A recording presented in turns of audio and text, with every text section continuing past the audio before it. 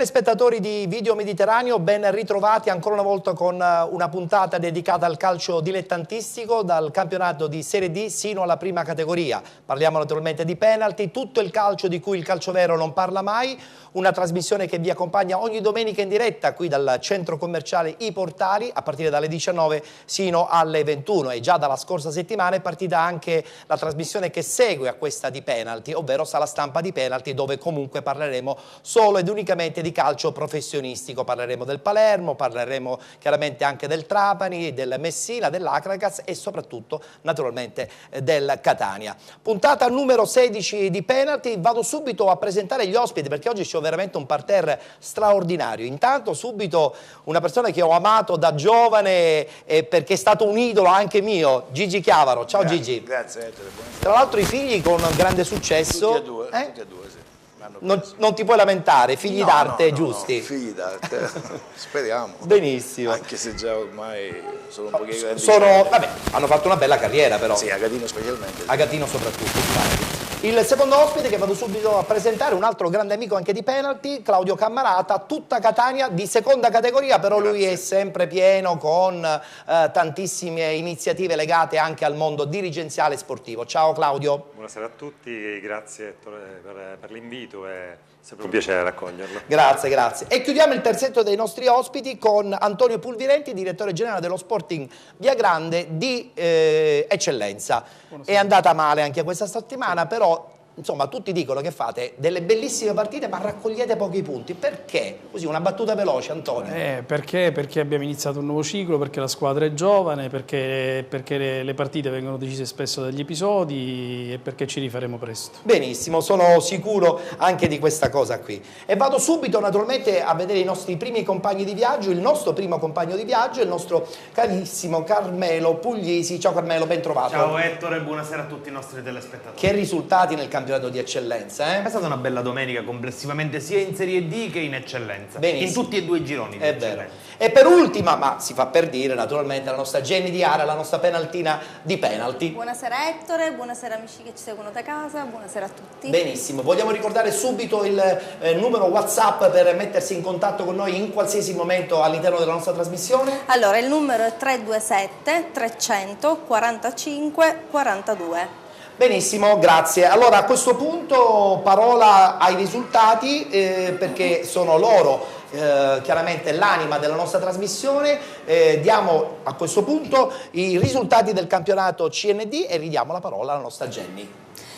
Allora, Roccella Agropoli 1-1, Cavese Città di Scordia 2-2, Rende Frattese 0-1, Due Torri Gelbison 0-2, Vigor Lamezia Gragnano 1-1, Aversa Normanna Noto 1-1, Leonfortese Palmese 0-0, Sarnese Reggio Calabria 1-1, Marsala Vibonese 0-4. Benissimo, in questa puntata, in questa giornata ha riposato il Siracusa. Guardando la classifica devo dire che questa sconfitta, questo pareggio della Cavese ha un po' pregiudicato il cammino dei campani, anche se la classifica è molto incerta. Eccola qua, la può leggere giustamente anche la nostra Jenny.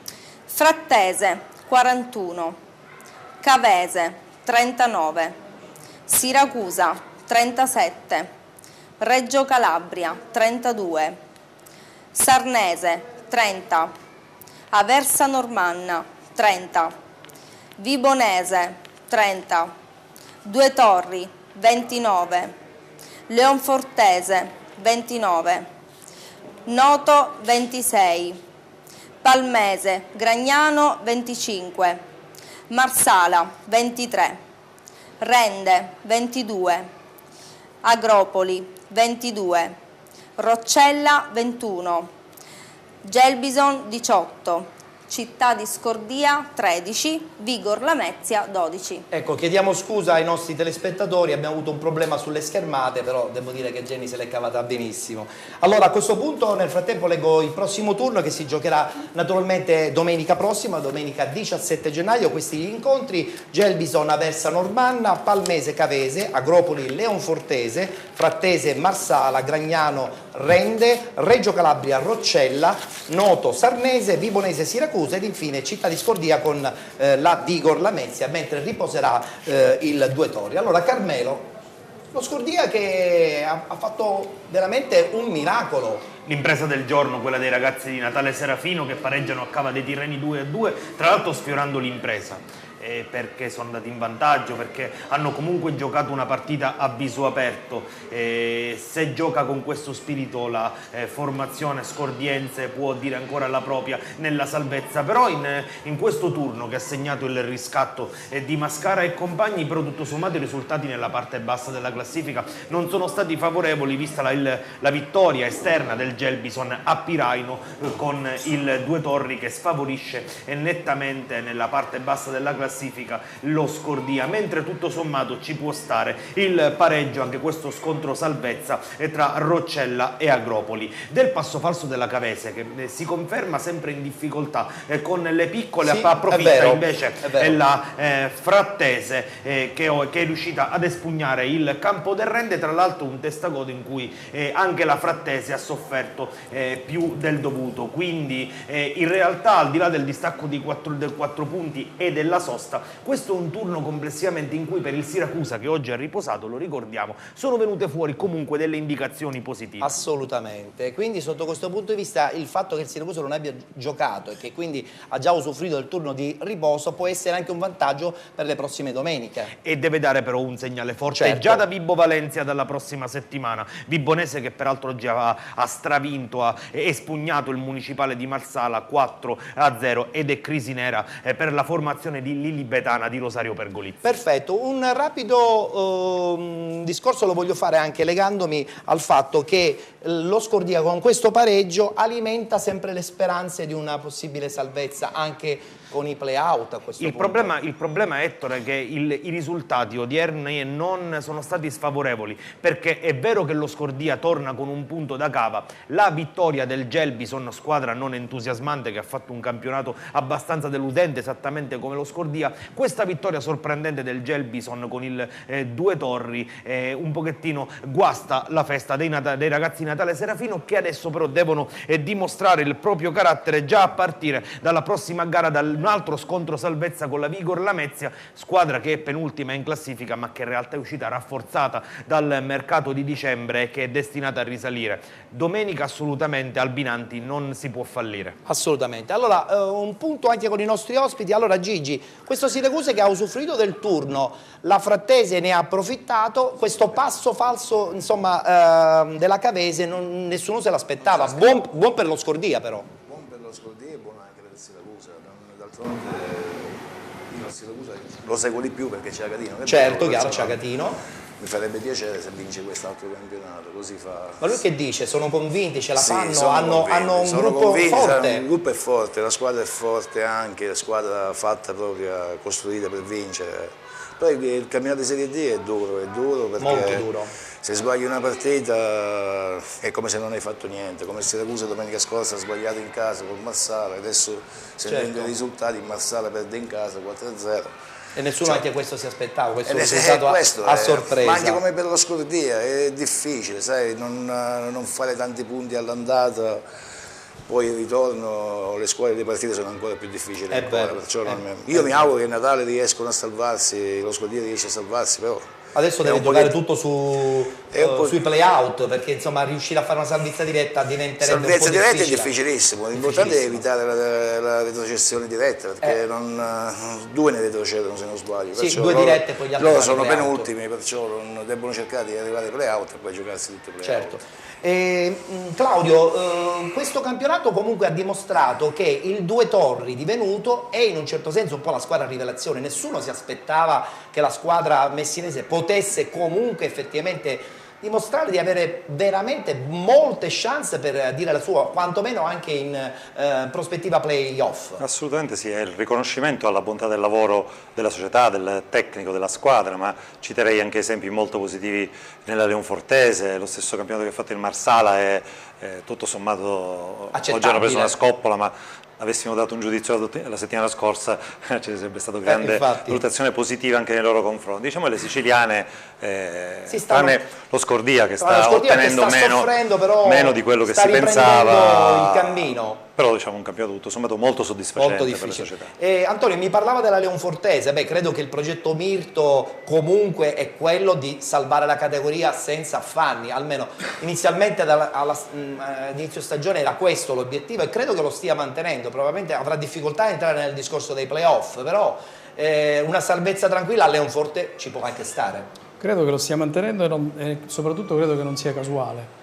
Il Leonfortese porta avanti un progetto da alcuni anni molto serio, molto collaudato e poi sai, gli obiettivi vanno anche dimensionati a quella che è la realtà territoriale. Chiaro. Io credo che una salvezza tranquilla a Leonforte vada più che bene. Anche se insomma la struttura è molto interessante, il presidente ha voglia insomma di avere un po' di calcio che conta. Però tu Ettore mi insegni che gli obiettivi si raggiungono gradualmente, quindi io penso che quest'anno mantenere la categoria con tranquillità vuol dire aumentare il livello di serenità che c'è nell'ambiente e quindi poter pianificare poi l'anno prossimo a qualcosa di con buone possibilità magari di entrare nel cerchio di quelle squadre che vogliono puntare ai professionisti. Sono d'accordo. Allora ci dobbiamo fermare, Jenny ci lanci la prima pubblicità, dopo rientreremo in studio perché parleremo dei 2 gironi di eccellenza. Nel frattempo ricordo ai nostri amici che ci seguono da casa che possono interagire con noi e gli ospiti studio con un messaggio su WhatsApp al numero 327 300 45 42. Ricordiamolo, mentre ci siamo lo ricordiamo. Certo, quindi torniamo tra qualche istante, pubblicità.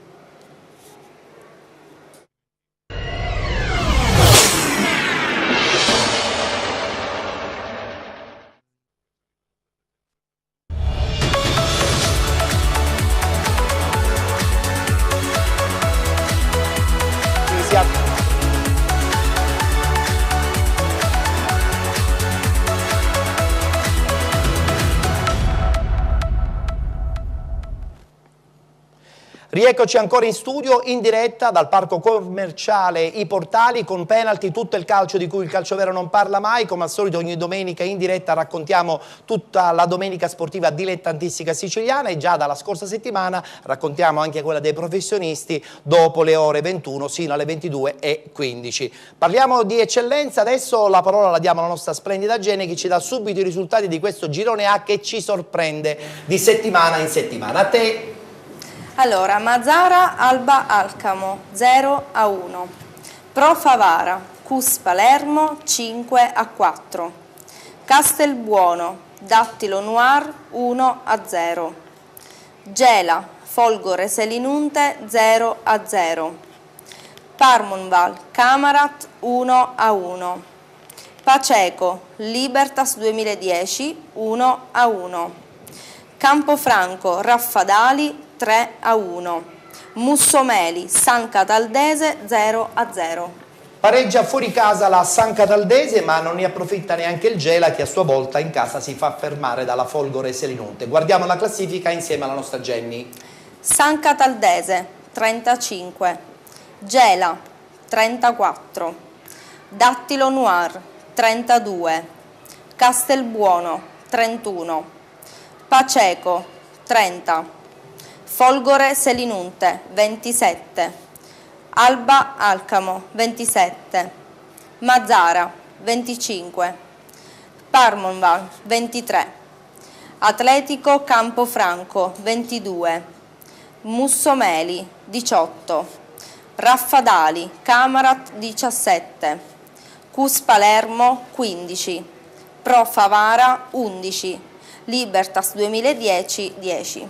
E a questo punto lettura anche del tabellino della prossima giornata, si giocherà naturalmente domenica 17. Questi gli incontri: Folgore Selinunte Campofranco, Libertas 2010 e Dattilo Noir, Alba Alcamo Gela, San Cataldese Mazara, Camarat Mussomeli, Paceco Parmonval, Cus Palermo Castelbuono ed infine si chiuderà con Raffadali Pro Favara. Allora è stata una domenica molto interlocutoria perché le due squadre di testa praticamente sono state bloccate, però la San Cataldese è fuori casa. No, è stato un turno stranissimo, se vogliamo molto interessante, perché succede nel girone A di eccellenza che le prime 4 della classifica non vince nessuna delle prime 4. La San Cataldese viene bloccata a Mussomeli da una squadra che forse ha meno punti di quelli che meriterebbe. Il Gela al Vincenzo Presti impatta con la Folgore di Tarcisio Catanese.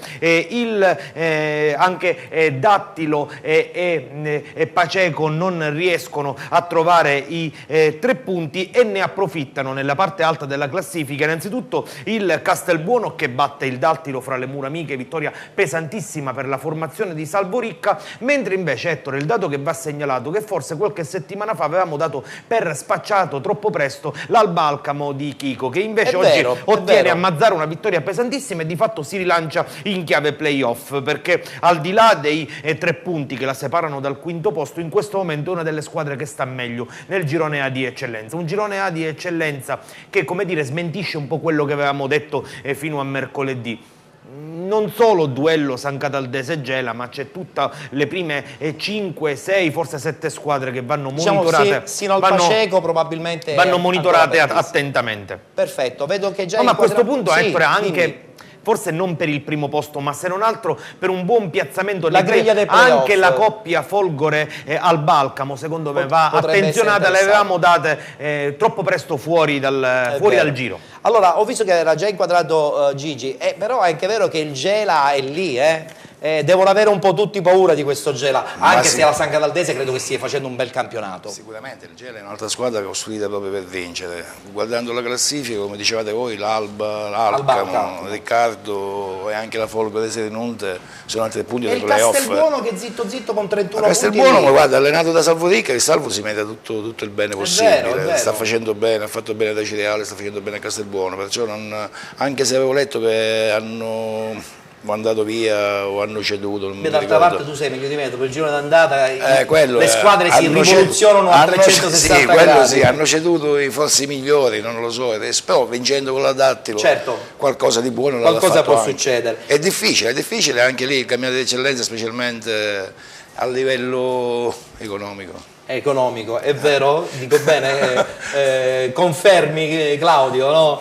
Che tu in qualità di dirigente che vive queste realtà, il lato economico diventa fondamentale, perché nel campionato d'eccellenza le trasferte costano, i giocatori, insomma, chiamiamolo rimborso spese, ma sono stipendi, poi ci sono i premi partita, qualcuno che spera sempre di beccare qualche amministrazione che aiuta la squadra. Oggi non voglio anticipare temi del girone B. Qua abbiamo la dimostrazione con Antonio Pulvirenti, il via grande con un manipolo di ragazzini. Lui l'eccellenza la sta facendo un'isola nel deserto con decoro, quindi in realtà ci sono le eccezioni che confermano questa regola ed è possibile invertire il trend.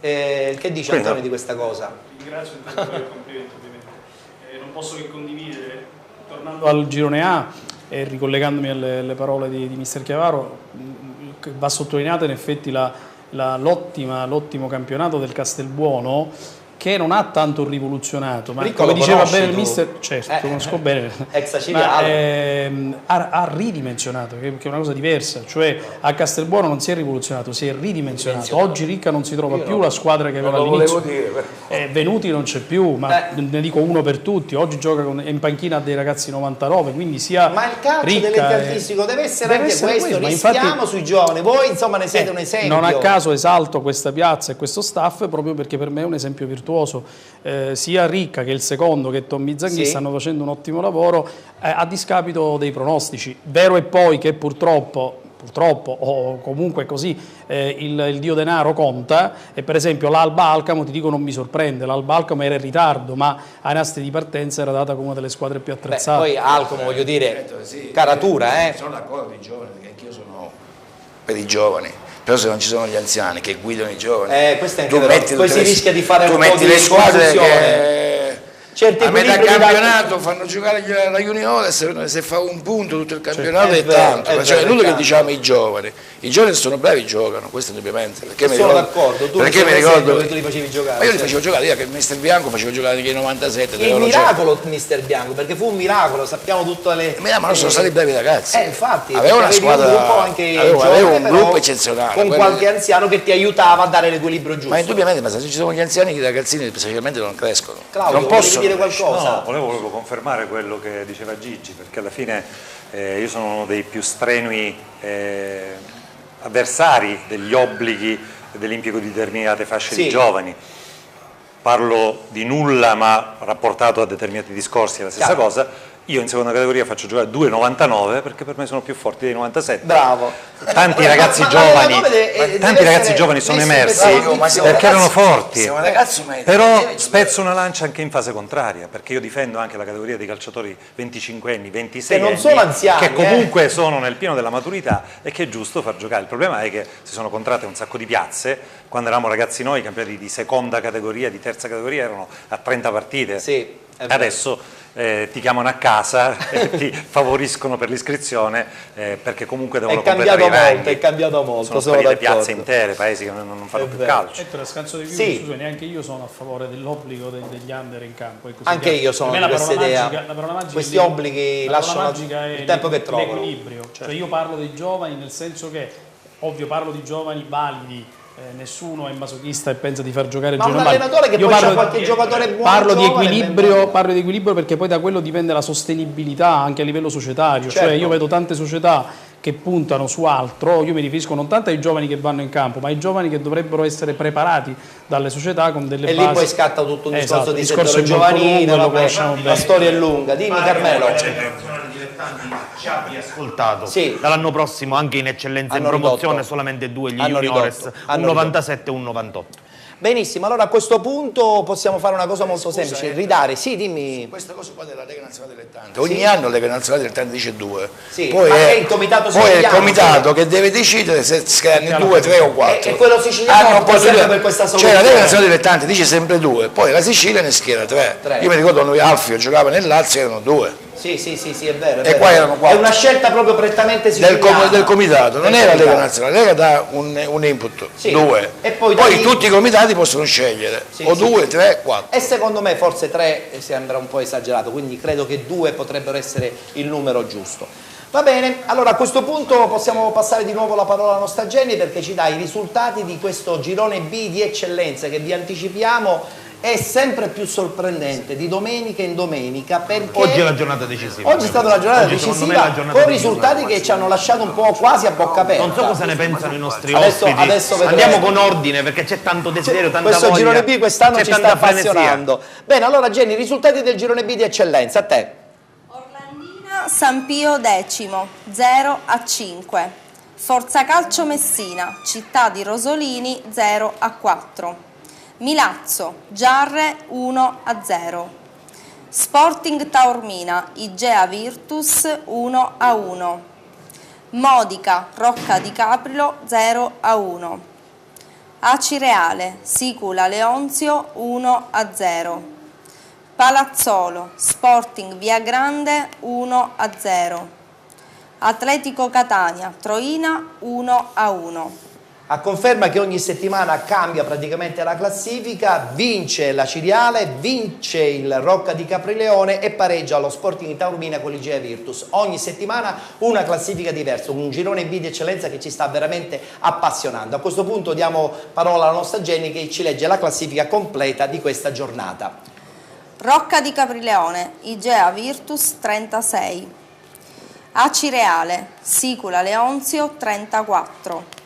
Troina 33, Sporting Taormina 31, Palazzolo 30, San Pio X 24, Giarre 23, Sporting Via Grande Città di Rosolini Milazzo 21, Modica Atletico Catania 10, Forza Calcio Messina 8, Orlandina 6. Anche la prossima settimana ci sarà un turno interessantissimo, si giocherà naturalmente domenica 10, abbiamo già il tabellino che vi facciamo vedere, si giocherà Igea Virtus Aciriale, questo è un altro big match, Rocca di Capreleone Atletico Catania, Giarre Modica, Forza Calcio Messina Orlandina, Sicola Leonzio Palazzolo, San Pio X Sporting Taormina, Sporting Via Grande Milazzo ed infine Città di Rosolini Troina. Allora Carmelo, da dove iniziamo? Dal Tupparello. Tra l'altro abbiamo anche il servizio che tra poco andremo a vedere. Non possiamo non iniziare dal Tupparello, perché oggi questa vittoria, adesso vedremo le immagini, un gol di Conti ad inizio ripresa regala i 3 punti alla Cireale di Ezio Raciti e del DS Santo Palma. Allora facciamo una cosa, vediamo il servizio se siete d'accordo, così poi lo possiamo anche commentare con i nostri ospiti. Allora il servizio di Alessandro Fragalà per sigla e per penalty proprio sul big match tra Aciriale e Sicola Leonzio. La partita dell'aggancio e della svolta in casa a Cireale. I Granata al Tupparello battono 1-0 la Leonzio con un gol di Conti e agganciano in classifica i bianconeri a quota 34. Potrebbe essere realmente la partita della svolta per la squadra di Ezio Raciti, che sembra aver messo la marcia giusta per raggiungere la vetta della classifica, che complice la sconfitta dell'Igea Virtus a Taormina adesso è appannaggio del Rocca di Capreleone, ma un campionato, un girone B di eccellenza sempre più equilibrato, con 6 squadre racchiuse in appena 3 punti. Pronti via Cireale subito al tiro con Conti. La partita è intensa e spettacolare fin dalle prime battute. Millesi sfiora il gol dopo 5 minuti. Vitale è bravo a respingere il calcio d'angolo. La Cireale le cama per un calcio di rigore, ma nella stessa azione, in seguito a un rimpallo, il pallone per poco non finisce in rete. Così come un calcio di punizione di Millesi alla 3/4 che Vitale è costretto a mandare in angolo. Ma l'occasione più ghiotta del primo tempo passa tra i piedi dell'entinese D'Amico, che fa tutto bene, tranne la conclusione in porta.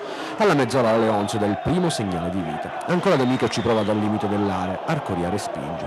Pareggio di occasioni clamoroso al minuto 34, quando Librizzi colpisce di testa a botta sicura ma sfiora il palo. A 5 dalla fine Vitale per poco non la combina grossa, quando non controlla un banale calcio di punizione. Il pallone finisce sulla traversa e ritorna nelle mani del portiere. Lo stesso Vitale però prima dell'intervallo si supera per deviare in angolo la punizione di Millesi diretta in porta. Primo tempo che si chiude sullo 0-0.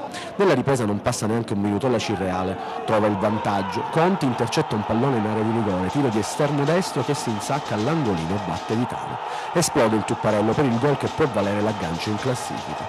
Dopo la fiammata iniziale la ripresa si spegne, la Cireale prova a controllare, mentre la Leonzio non si sbilancia più di tanto per cercare il pareggio. Davvero poche le azioni pericolose e la Leonzio si affaccia alle parti di Arcoria solo dopo 23 minuti. Frittitta, servito da un difensore, accesa il pallone del pareggio, ma si fa anticipare dagli avversari e spreca malamente. Pallone d'oro anche sui piedi di Carbonaro. Anche questa volta però i bianconeri sprecano e non trovano il palo. Si soffre al Tupparello perché i 3 punti per i Granata valgono oro. Ezio Raciti prova a congelare il match con gli inserimenti alla panchina. Nei 4 minuti di recupero concessi da Arena non succede praticamente nulla. La Cireale batte 1-0 la Leonzio, aggancia i bianconeri in classifica e adesso ci crede sempre di più.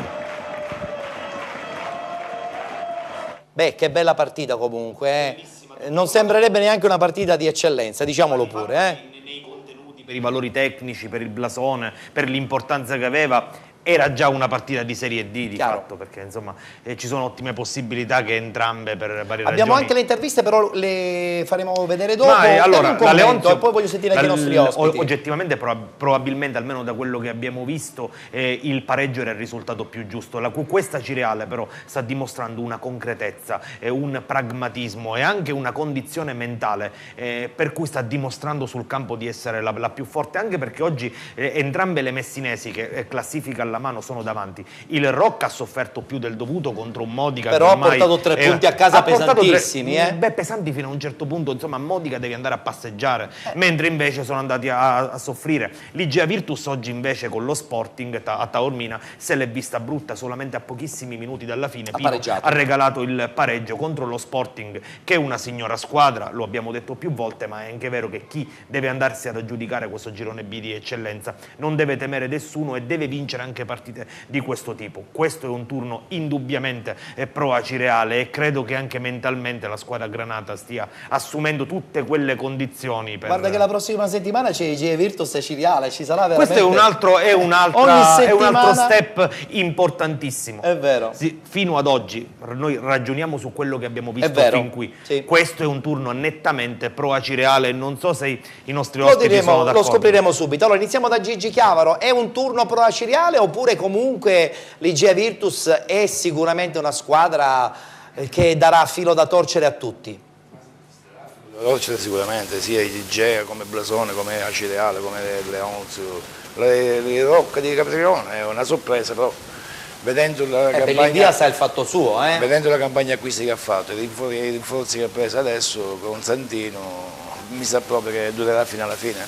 Ma il problema non è quello, il problema sono tante squadre che vogliono vincere, d'altronde ne va solo una su, perciò chi ha più forza mentale, chi non molla, chi c'è il gruppo coeso, può riuscire a essere superiore a tutti gli altri. Che poi i playoff sono un terno all'otto. E poi anche la griglia che può diventare veramente difficile. È come play-out, perché sì, l'Atletico Catania sta facendo una corsa bellissima. Vabbè, però adesso ha allestito una squadra più che degna per l'eccellenza. Adesso come adesso, cioè meno 11, perché dove c'è sta diretta. Sì, infatti in questo momento è sicuramente... Teoricamente non abbiamo... Guardiamo i 10 punti. Guardiamo i 10 punti. Ad oggi play-out non se ne farebbe. No, attualmente no. A riguardo però, insomma, noi oggi non abbiamo dimenticato, tra virgolette, il Troina, che resta a 3 punti e tutto sommato oggi esce anche meglio, a mio avviso, delle messinesi. Perché la partita con l'Atletico non era facile. No, anche per come è andata la partita, perché infatti. l'Atletico è andato subito in vantaggio con Fecarotta, l'hanno recuperata all'inizio secondo tempo, hanno rischiato anche di perdere. Insomma, è un punto guadagnato. Mi dai il gancio, perché la domanda...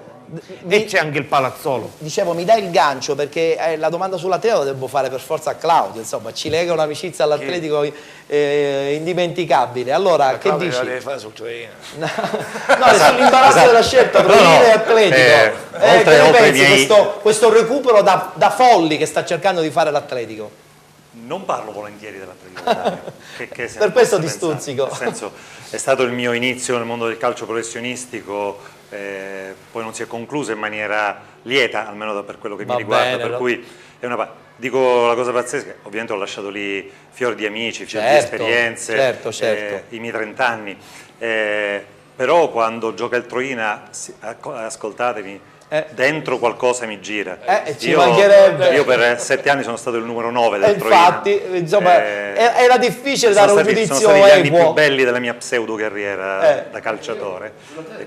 Sì, sull'Atletico dimmi Gigi. No, dico, volevo appunto chiarire, dico, non mi lega nessun astio, nessuna cosa, no, la mia più assoluta, la mia volevo essere frainteso. Infatti, non ne parlo volentieri proprio perché per me è stata una ferita personale. Benissimo, va bene, ok, siamo d'accordo. Gigi e poi passo ad Antonio. Non ce l'ho neanche io con l'Atletico perché sono tutti amici, però io dico Proto, chi per lui... Perché non costruiscono una squadra all'inizio invece debbono aspettare? Questo ce lo siamo posti tutti. Tutti ci siamo posti. Questa è una vecchia tradizione atletista sin dai tempi dei professionisti. Ma questo è il discorso che ti dicevo io. L'Atletico è partita una squadra di giovani oppure ragazzi che hanno giocato solamente in primo o in promozione. Sta facendo un altro campionato adesso. D'altronde poi si pagano, le cose si pagano. Poi tu vuoi costruire, cerchi di ricostruire, ma perché? Perché c'è Forzacazio, Messina e Orlandina che sono proprio... Però è anche vero che in questa maniera si falsa un po' il campionato, no? Perché all'andata è stato più facile battere l'Atletico, il ritorno sarà più difficile. Perché a volte dicono che il giorno di ritorno è più difficile dell'andata, proprio per quello. Antonio, ma questo Sporting, allora vogliamo parlare un attimo di questo Sporting che ha fatto una bella partita, però ancora una volta ha raccolto poco e la classifica un po' langue in questo momento, bisogna guardare molto bene sia chi sta davanti che chi sta dietro soprattutto. Ma io vorrei sottolineare che da inizio campionato e per la prima volta siamo in compagnia comunque, ma in zona play-out. Vuoi rivedere la classifica? Se cortesemente mi potete rimandare la classifica del girone B di eccellenza, vabbè che la conosci bene, no? Siamo insieme. Vabbè, dimmi, dicevi? No, ti dicevo, credo sia da sottolineare il fatto che fin qui il via grande, la zona play-out e la zona retrocessione l'ha vista da lontano. Oggi, grazie anche ad un calendario obiettivamente molto difficile, noi le ultime 3 giornate abbiamo incontrato Taormina, Cireale e Palazzolo, che come diceva il mister poco fa, che te lo dica a non fa? sottovalutiamolo, perché il Palazzolo Certo. di Pippo Strano è delle squadre probabilmente più quadrate, una delle squadre che ti concede di meno, quindi difficilissimo da affrontare. Sono d'accordo. Ti dico, sono sereno, perché il lavoro che sta facendo Vittorio Iemma da Via Grande, il mister Iemma, è un lavoro importante. Ti dicevo all'inizio, ti ricorderai l'anno scorso proprio qui Enzo Buttò, no, dichiarò di lasciare, di chiudere il ciclo Via Grande. Quando si inizia un nuovo ciclo, soprattutto in una piazza come quella di Via Grande, che non può permettersi di fare grandissime operazioni, è chiaro che ci vuole il tempo. Noi abbiamo iniziato bene, abbiamo una buona organizzazione di gioco, purtroppo la colonna sonora non mi sta piacendo, cioè ormai sono 3 giornate, anche con la Cireale, devo dirti, non so se avete parlato di questa partita, di come avete visto le immagini, sì. Noi li usciamo veramente con l'amaro in bocca, con l'amaro in bocca perché siamo passati in vantaggio, poi prima della fine del primo tempo, purtroppo, ed è una cosa che capita spesso, siamo andati in inferiorità numerica e lì la partita è cambiata. Attenzione perché settimana prossima c'è il Milazzo, però giocate in casa. C'è il Milazzo, giochiamo in casa, uno scontro importante, all'andata abbiamo espugnato il campo di Milazzo, sarà una partita importante, rispettiamo 3 punti fondamentali, diciamolo subito perché la tabella infatti.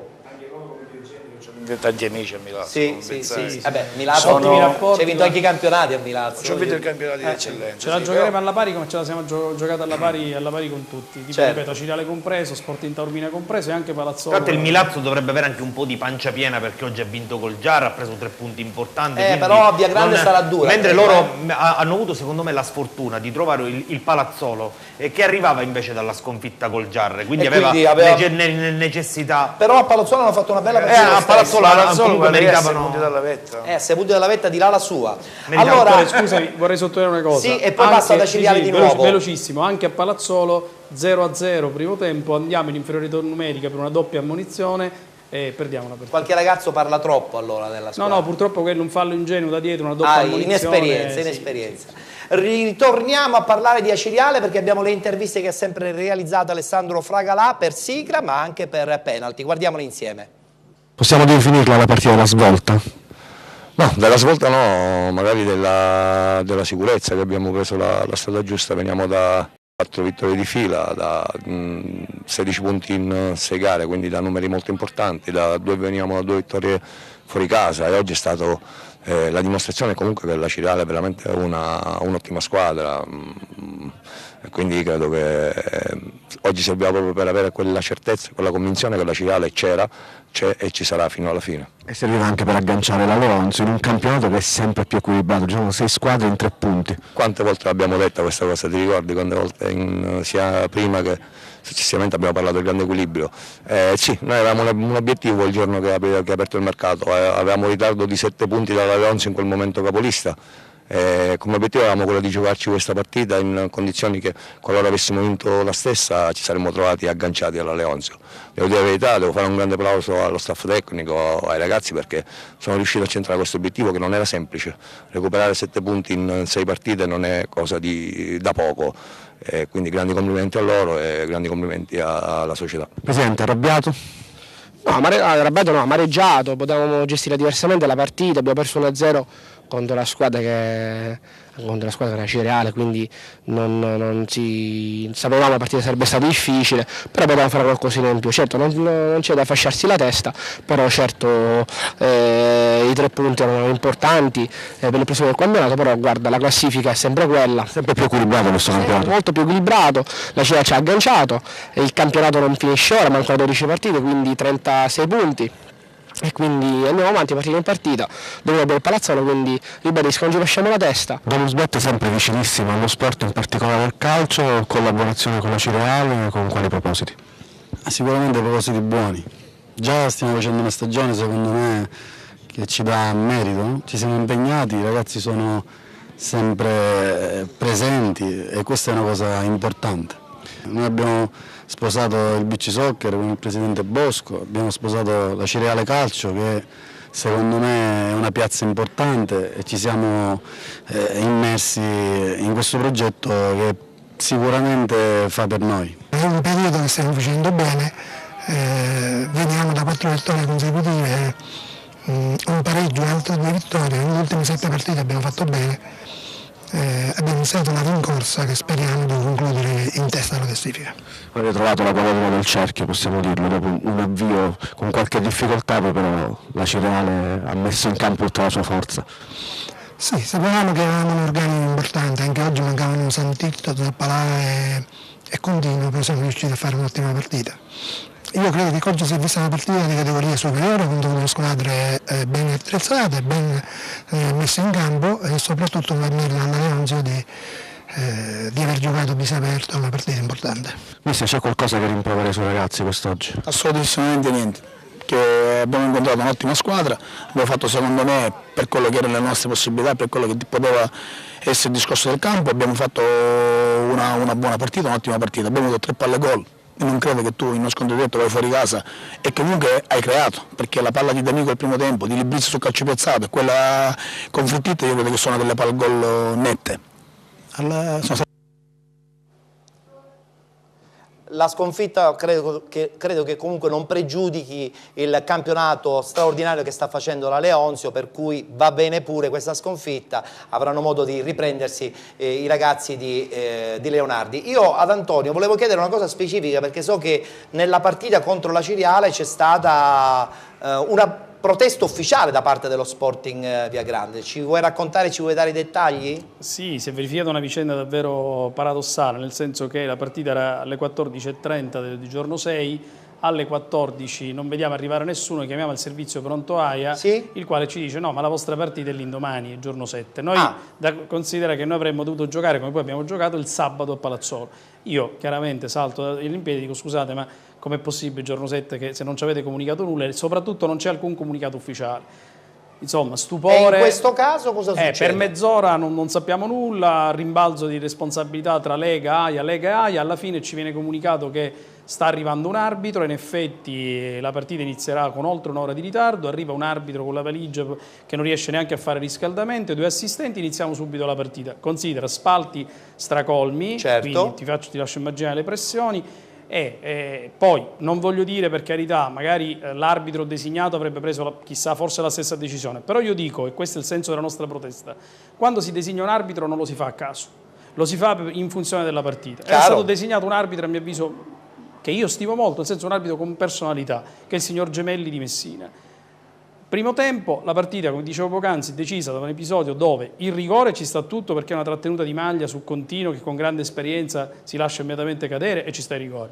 Non ci sta affatto, a mio avviso, e ho spiegato in una lettera che abbiamo inviato alla federazione, non ci sta affatto l'espulsione, cioè la qualificazione dell'azione come che ha pregiudicato per il risultato finale. Gol, chiaramente pregiudica il risultato finale. Ripeto, non sto dicendo che con l'arbitro Gemelli, non lo so, avevamo diritto ad essere arbitrati dall'arbitro designato in modo naturale. Abbiamo avanzato una protesta ufficiale alla Lega, il Via Grande è una piccola società, ma va rispettata come tutte le altre. Non sembra neanche calcio di eccellenza, dilettantistico, sembra molto da terza categoria. Devo dire, Ettore, per correttezza, che il presidente Lopresti, l'ingegnere Lopresti della federazione, personalmente ha inviato una lettera di scuse che io chiaramente ho apprezzato, anche in funzione del tono pacato della nostra protesta. Spero solo che l'episodio non si ripeta più, noi non chiediamo protezione, però giustamente chiediamo pari trattamento e pari tutela. Sono d'accordo, sono d'accordo. Allora, salutiamo Carmelo con il suo spazio dedicato al campionato di eccellenza, con lui ci rivedremo la prossima settimana. Questo girone B ci sta appassionando da morire. Assolutamente, assolutamente. Sono d'accordo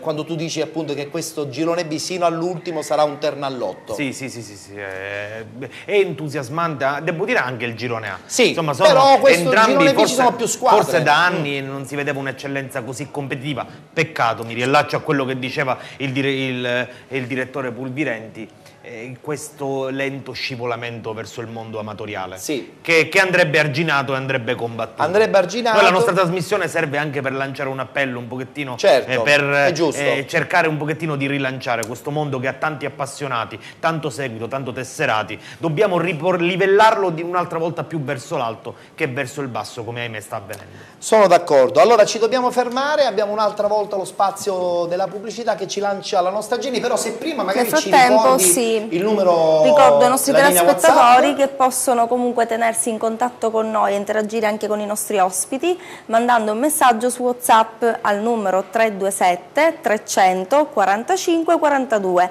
oppure anche su Facebook iscrivendovi al gruppo pubblico ovviamente, Sala Stampa di Penalty. Torniamo tra qualche istante, pubblicità.